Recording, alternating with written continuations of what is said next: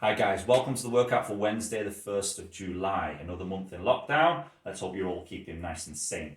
We've got a very similar set structure to yesterday in the fact that we're going to do a ladder. But this time it's not going to be death pie. In fact, the exact opposite of it is going to be true for today. If yesterday was purposely trying to build yourself up towards failure, today is purposely trying to avoid failure. It's what we call a breathing ladder. If you want to do a little bit of a Google search to learn more about breathing ladders, or you want to ask one of the coaches the purpose behind them, we're more than happy to help you out. But one of the things that we're going to try and avoid is something called panic breathing.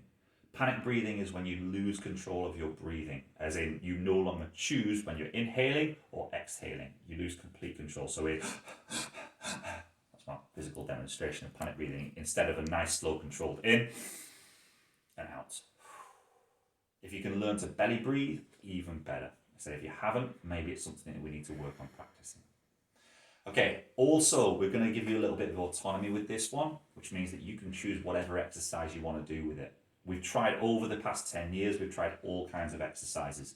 Some have been really good, some have been not so. And again, there's no wrong here, but you tend to find that if you choose a very simple exercise, maybe something like push-ups, it turns into more of a muscular workout, and there's not so much detriment, or it's not too difficult on your cardiovascular system. If it's not too difficult on your cardiovascular system, that means that really we're not learning anything about breathing. We want it actually be quite difficult. So think of something that's quite gassy, but not ridiculous. Okay? Things that we've found work really well for this: kettlebell swings, kettlebell snatches, light thrusters. We tried it once with sandbags over the shoulder. We found that if they were light, it was okay, like a light D-ball. We found that if they were too heavy, it got very gassy very, very quickly. You didn't learn too much. And today is all about avoiding failure. So avoid movements like that. Light power cleans, dumbbell thrusters, burpees worked okay as long as you're fairly good at burpees to start off with. Wall balls were fantastic as long as, again, you were quite good at them beforehand. Things that didn't work too well, complicated movements, things like a barbell snatch, okay? Unless done very light, it was too technical, it was too many things to think about at the same time. Movements that are just too big generally, like a squat clean thruster, yeah, or a heavy clean and jerk. They're going to wear you out. There's too much concentration on the movement, not enough concentration on the breathing pattern. Moving on to that, I haven't really explained how it works. Okay, so we're going to give you a 20-minute time. 20 minutes is going to be a long time doing one exercise, so make sure that kind of like you understand how this works first. Time is going to start. You're going to perform one repetition of your chosen exercise. Let's say I choose something nice and simple, like an empty barbell thruster. So I'm going to do one barbell thruster, and then I'm going to take one really slow, really deep breath in through my nose, out through my mouth. As soon as I've done my breath, I'm going to pick my barbell back up. I'm going to do 2 thrusters.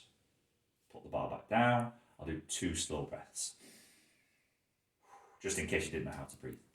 We'll then do 3 repetitions, 3 breaths, 4 repetitions, 4 breaths. We're going to keep going up that ladder until we get to 10. As soon as you finish 10, because it's a 20-minute time count, we're going to go straight back down to 1 and repeat the ladder again. Okay. Now the funny thing is, normally when we do a ladder, your goal is to try and get as far as you can. The exact opposite is true when doing a breathing ladder. The less far you get through the ladder, the better you're doing, because the longer you're taking your breaths. And if you're in serious control of your breath, that's going to be a great thing for performance. Yeah. Basically, if you're not supplying your muscles with energy, you're not going to be able to go on for very long on whatever your chosen sport is. So it's a really, really good tool to teach people. However, again, because there's a learning curve to this workout, it might not go very well for you the first time. If we choose a movement that is too easy, let's say an air squat for somebody who can do a 200 kilo back squat and run a 4-minute mile, that's not really going to be very taxing on this individual, and they're going to tend to find that they don't learn much because there's no chance of failure. And the exact opposite side of it, we could choose something that's far too technical. Let's say we've got a guy with an 80 kilo thruster who chooses to do 50 kilo thrusters in this. Yeah, it's above his 50% of his 1 rep max. He's going to tend to find that his muscles start to fatigue long before his cardiovascular system, but ironically, he runs out of breath very quickly. Yeah, he can't make it even to the 10 repetitions, and he doesn't know what to do. Okay, if anything, erring on the side of a little bit too easy is going to be better, because at the end of it, you're going to turn around and say, ah, that was quite easy. Yep, that's fine. Whereas if we find that we fail by going to failure, we're going to tend to find that we haven't learned from much from the experience other than the fact that we didn't really enjoy it and we didn't really get a good workout. Okay, so generally try and err towards the simpler side. Worst that happens if you get it wrong on the lighter side, you're not too overtrained that you can't kind of do this in a couple of days' time and repeat it with a little bit more difficulty. Good luck, guys. Again, like I said yesterday, because it's a little bit more of a technical workout, read the description, watch the video, have a little bit of a practice at this if you're not joining with the Zoom classes, and if you've got any questions, forward them to the coaches.